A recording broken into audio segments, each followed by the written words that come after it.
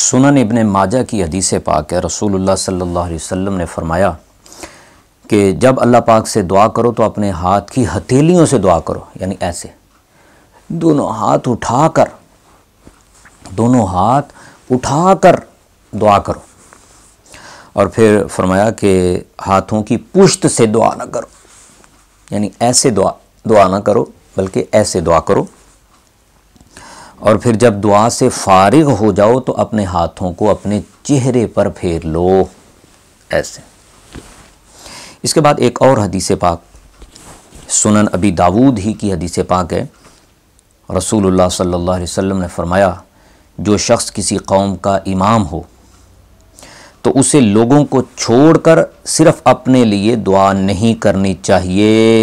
ये इज्तिमाई दुआ का सबूत है। इमाम को चाहिए कि वो लोगों को छोड़कर सिर्फ अपने लिए दुआ न करे। अगर उसने ऐसा किया तो उसने ख़यानत की। ये इज्तिमाई दुआ का सबूत है। और इसके अलावा अल-मुजमुल कबीर में ये हदीस पाक मौजूद है। रसूलुल्लाह सल्लल्लाहु अलैहि वसल्लम ने फरमाया, जब कोई कौम जमा हो और उनमें से एक दुआ करे, ज़ाहिर है नमाज में लोग जमा होते हैं ना, अहले इलाका अहले महल्ला, उनमें से एक दुआ करे तो बकिया लोग उस पर आमीन कहें। भैया बकिया तो आमीन तभी कहेंगे ना जब सारे मिल के दुआ मांगेंगे, तो अल्लाह पाक उनकी दुआ को कबूल फरमाता है। सही मुस्लिम की हदीस से हज़रत बरा बिन आज़िब रज़ियल्लाहु ताला अन्हु बयान करते हैं, हमें रसूलुल्लाह सल्लल्लाहु अलैहि वसल्लम के दाएं तरफ खड़े होना ज़्यादा पसंद था नमाज में, ताकि आपके रुख़ ज़ेबा की ज़ियारत हो सके जब आप इस तरह सलाम फेरें। और फिर कहते हैं, मैंने रसूलुल्लाह सल्लल्लाहु अलैहि वसल्लम को ये दुआ मांगते हुए सुना। इसका मतलब कि आपने ऊंचे अल्फाज में दुआ मांगी, रब्बि क़िनी अज़ाबका यौम तबअसु औ तजमअ इबादक।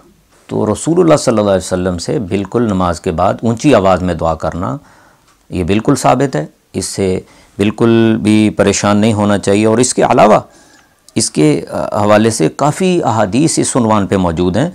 रसूलुल्लाह अलैहिस्सलातु वस्सलाम ने इरशाद फरमाया, जब आपसे पूछा गया कि कौन सी दुआ ज़्यादा अल्लाह की बारगाह में कबूल होती है, तिरमिज़ी शरीफ की हदीस है, तो आप अलैहिस्सलातु वस्सलाम ने फरमाया रात के आखिरी पहर में की गई दुआएं। और फिर फरमाया फ़र्ज़ नमाज़ों के बाद की गई दुआएं अल्लाह ताला कबूल फरमाता है।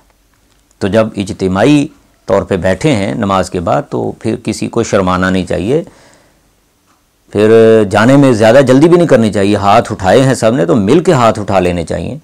मिल के हाथ उठा के जब दुआ मांगेगा तो इंशाअल्लाह उसमें कितने नेक लोग होंगे, तो अल्लाह रब्बुल इज़्ज़त उस दुआ को कबूलियत के चांस ज़्यादा बढ़ जाते हैं, अल्लाह ताला कबूल फरमाते हैं।